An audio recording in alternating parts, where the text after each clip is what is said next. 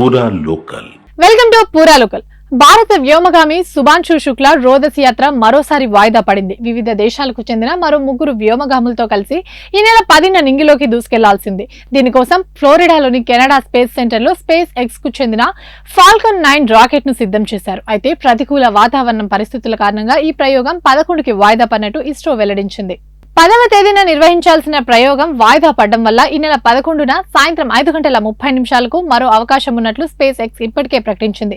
Axiom 4 పేరిట జరుగుతున్న ఈ యాత్రలో శుభాంశు మిషన్ పైలట్ గా వ్యవహరిస్తారు. 1984లో రష్యాకు చెందిన సోయుజ్ రాకెట్ ద్వారా రోదసి యానం చేసిన రాకేష్ శర్మ తర్వాత భారత పౌరుడొకరు అంతరిక్షంలోకి వెళ్లనుండడం ఇదే మొదటిసారి.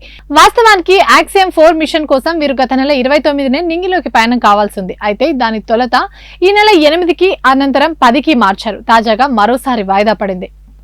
ఇవి ఇప్పటివరకు అప్డేట్స్. మరిన్ని అప్డేట్స్ కోసం చూస్తూనే ఉండండి పూరా లోకల్.